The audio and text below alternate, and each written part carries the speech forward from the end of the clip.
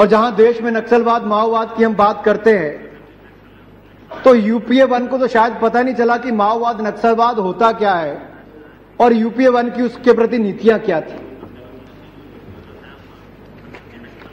लेकिन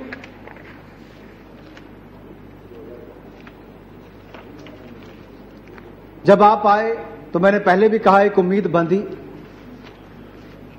लेकिन दांतेवाड़ा में एक ऐसा नक्सलवादी हमला हुआ, हमारे नौजवान पुलिसकर्मी उसमें शहीद हुए,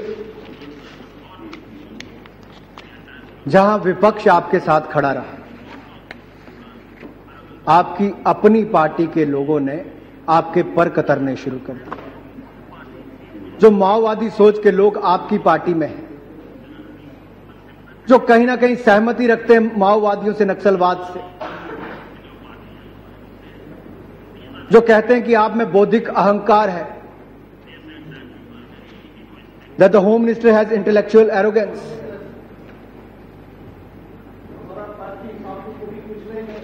I can read it out. It is signed by your General Secretary. It's a signed article by your General Secretary of the Congress Party. Of your Congress Party. No, you are not allowed. It's a signed article of the Congress. Sir, there is a signed article of General Secretary of Congress Party. You address the chair.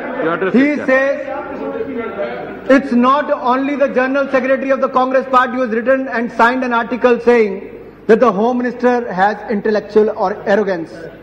ये मेरा कहना नहीं, आपके party के नेता कहते हैं, आपके पार्टी के मणिशंकर अय्यर जी कहते हैं, आपके सहयोगी दल कहते हैं।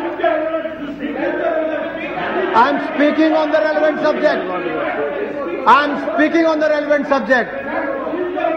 And I am telling you, if your party member doesn't have trust in your Home Minister, it is, sir. Please take your seat. Please take your seat. It is. No, please. Narayana, the other, please take your seat. Nothing will go on except minister. You are. शायद मंत्री.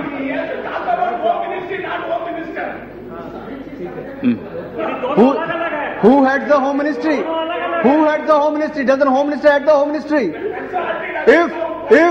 If Congress ex-ministers, if Congress General Secretary has no confidence in Home Minister, then I'm sorry to say that is your misunderstanding, sir. I'm stating the facts in the House. It is a signed article by the Congress General Secretary saying that the Home Minister is suffering from intellectual arrogance. No, it is not my word. Don't make personal attacks. That is not fair. Don't make personal attacks. That is not. And Mr. Manishankar Aiyar agrees with him. No, that is different. Don't.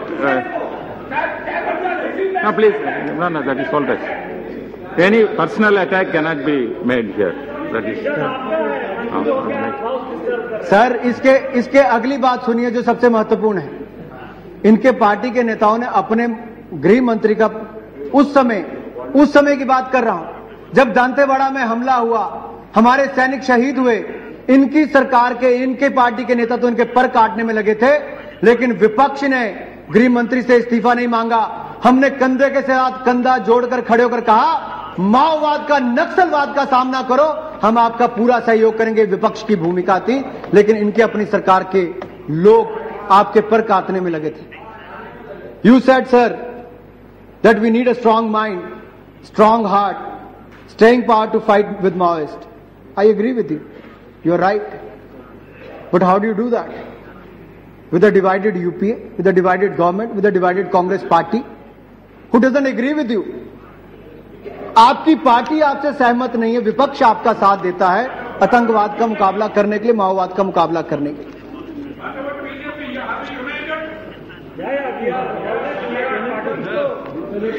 यही हाल है Congress party का। इसलिए मैंने कहा था कि विपक्ष की ओर से आतंकवाद के खिलाफ हम सदा सहयोग करते रहे, लेकिन ये पार्टी बटी रही है, चाहे जब राष्ट्रीय सुरक्षा की बात आती है।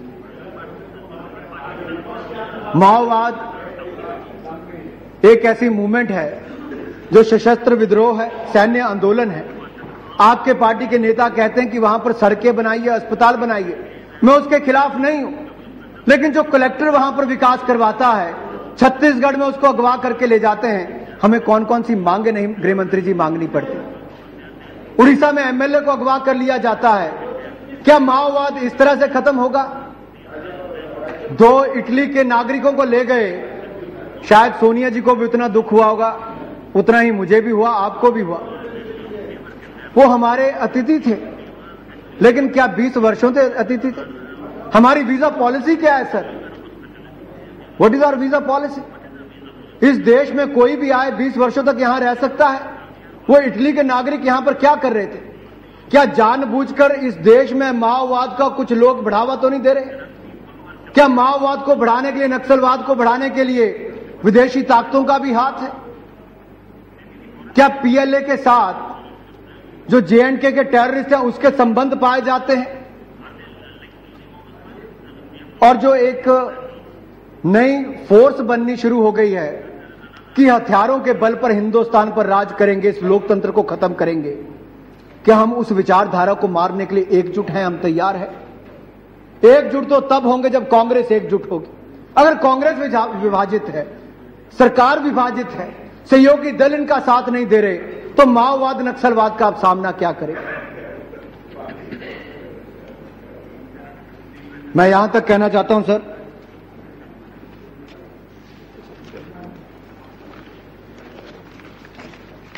कि आज फंडिंग कहां से हो रही है? किडनैपिंग्स के माध्यम से, ठेकेदारों से पैसे वसूल करके, सरकारी कर्मचारियों से, कंपनियों से पैसे उगराही करके। अगर वो हो रहा है तो आखिर हम उस पर कैसे चेक लगाने वाले हैं?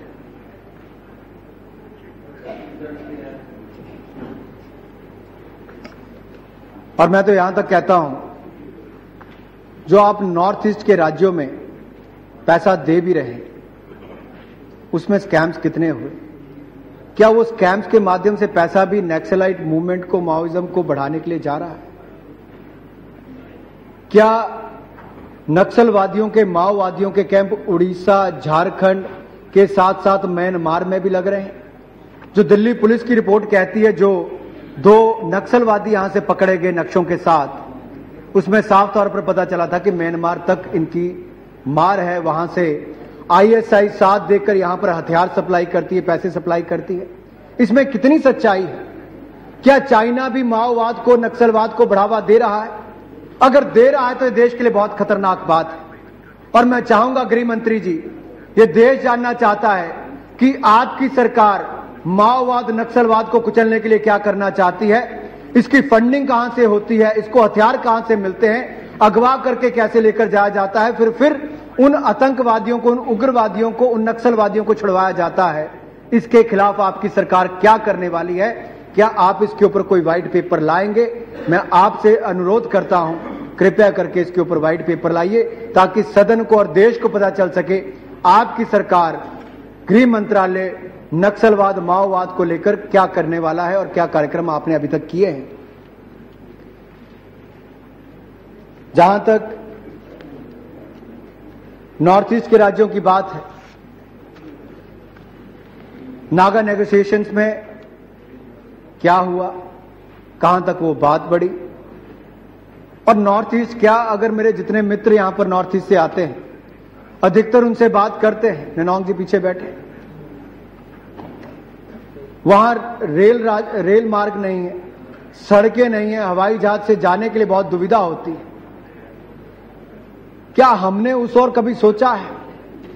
आज हमारे एक सहयोगी रमन ढेका जी ने यहां पर एक बहुत महत्वपूर्ण प्रश्न उठाया कि नॉर्थ ईस्ट से आने वाले जो बच्चे हैं, हमारे भाई और बहन, उनके साथ जो अत्याचार देश के अलग अलग कोनों में हो रहा है, बलात्कार किए जा रहे हैं, उनको मार दिया जाता है, उनको सताया जाता है, क्या उसके लिए हमारी सरकार ने कोई उचित कदम उठाए?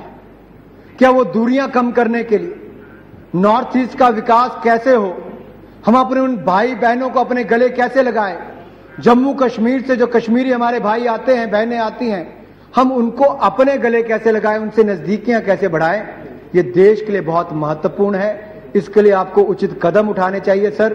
चाहे शिक्षा के क्षेत्र में हम उनको सब्सिडी दें, चाहे कोई और फंडिंग का इंतजाम करें, लेकिन नॉर्थ ईस्ट और जम्मू कश्मीर नेशनल इंटीग्रेशन की दृष्टि से इस देश के लिए बहुत महत्वपूर्ण है। मैं आशा करता हूं कि आपका मंत्रालय और सरकार उस दिशा में उचित कदम उठाएंगे ताकि हमारी कोई बहन के साथ बलात्कार ना हो, उसको मारा ना जाए, उसकी हत्या ना की जाए। ऐसी मैं आपसे रिक्वेस्ट करता हूं।